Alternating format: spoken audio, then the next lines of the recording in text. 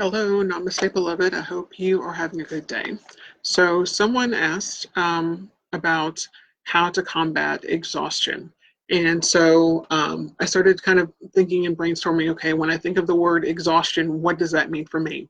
And so, even though I know my friend who asked this question, I'm going to do my best to answer this in kind of a blanket-y statement of sorts. And uh, the intention that I'm hoping that you will set for yourself is as you watch this video, if you have any thoughts or feelings or memories that pop up, honor that. And if you journal, journaling helps because it'll help you kind of organize your thoughts and help you see a pattern. But with that being said, as far as exhaustion, if you know medically your vitamin D is good, your iron count's good, your adrenals are fine, your kidneys are fine, your thyroid's good. Um, if you can medically show that it's not medically related while you're exhausted, that's one thing you can kind of slide to the side. And then the next thing to consider is, okay, emotionally, what's going on? Are there a series of changes? There can be a little bit of changes over time that just you can't seem to catch your breath from the first one and then another change is happening, or they're just huge sweeping changes that are just like, oh my God, it's too much. That can cause exhaustion because, as I've shared before, your brain, for all its lovely, awesome wonderfulness, its superpower is keeping us safe, which means safe for our brains is sameness, familiarity, and for good or for bad, that's just what it does. So if you're trying to break out of a pattern, it can take a little bit of a while. There are exceptions, like if you've received some huge shock. I've noticed, like, if I'm kind of like doing some fill in the blank goofy habit and I see someone close to me experiencing, like, usually there's like a health scare or some kind of big truth with a capital T kind of moment, for me that imprints on me sharply enough to where I'm probably much more likely to engage in a better habit than if it was just kind of, oh, I think I'll get on the treadmill for an hour every day or something like that. Hopefully that made sense.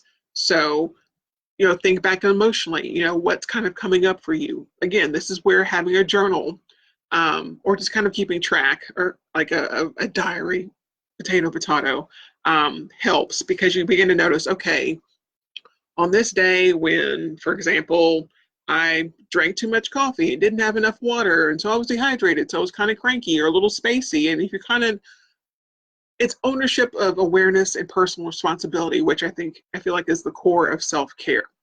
If you're willing to give yourself a chance to love yourself enough, just try for like 21 days, 30 days, and just keep a journal and just kind of start to notice if you notice any kind of patterns at all. And so just to kind of notice emotionally what's going on. I know for me, clutter exhausts me because, one, I used to like just come into my office and it was complete chaos and I had crap everywhere. And I had an idea, but I had to swim through a whole crap ton of paper to get to my desk. And by the time I finally cleared everything away, the momentum was gone and I would get irritated. But I really was the only one responsible for that, So after enough times of doing that to myself and just realizing I'm a grown ass lady, I need to figure out a way to have some kind of ritual to where I can clear off my desk, so the next time I can just start into my work and get going and keep that momentum. So that's a thing. How is your physical environment? That may play a part in your exhaustion or your energy levels. Let's see, let me check my notes. Okay. Oh yeah, sleep hygiene. If if I have 2 cups of coffee at like by 10 in the morning, I am up until 1. I am just really sensitive to coffee, which is weird because I was never that sensitive when I was younger, but I guess that's an age thing. I don't know. But how's your sleep hygiene? What are you doing before you go to sleep? Are you um, doing some kind of wind down rituals and practices to kind of help you ease into sleep so you have a more restful, regenerative sleep? Um, do you have a bunch of electronics where you're sleeping?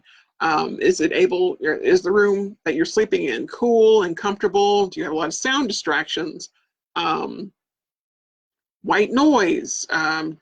Just kind of keep a journal will help you understand kind of patterns to help you make those changes.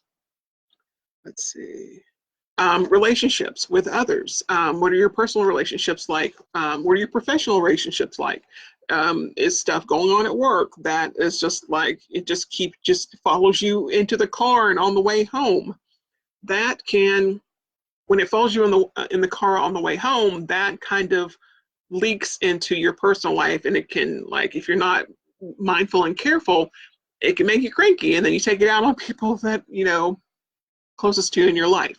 I've been there and done that, and that's not fun. Let's see. Lots of times, sometimes like a trigger from a trauma can be something that can cause exhaustion. You're when you go into fight or flight mode, and your heart and your kidneys and your lungs are kind of doing their thing because they think you're in danger, because you feel like you're in danger. And I'm going to put this link that I found. You may need to speak to a therapist, and I just copied and pasted the wrong link. Yeah, that's professional. Let me find this. There it is. It's just a link that I found on some steps to take to determine if it's time for you to talk to a therapist.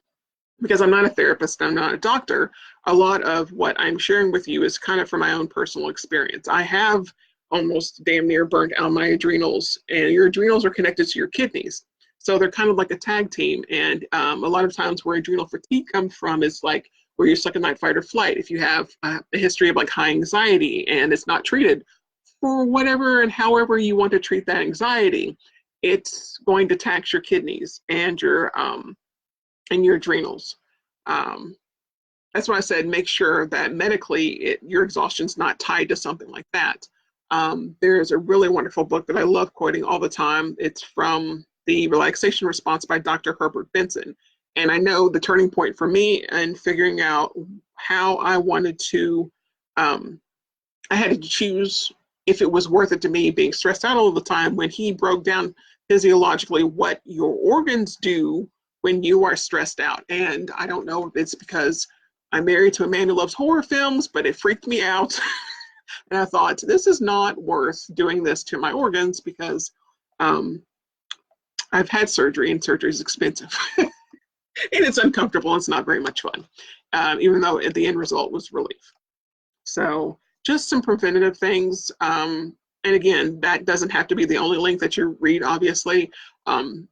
Google is very helpful.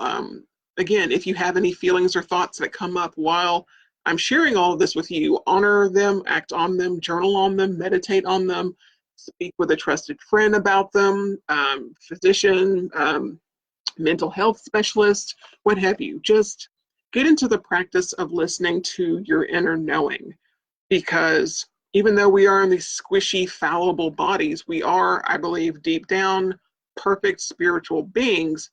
We just get weighed down by all these gummy, weird-ass conversations about who we think we're supposed to be, how we think we're supposed to act, and all that nonsense, when we should really just figure out a balance between love and respect of self and love and respect of the people who share the same space with us.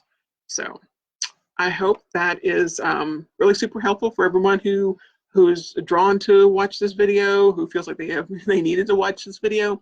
And again, if you have any questions or thoughts or anything you would like for me to answer or explain or give my 2 thoughts on, feel free to message me or post something here in this video. So I love you so very much, and namaste. Take care.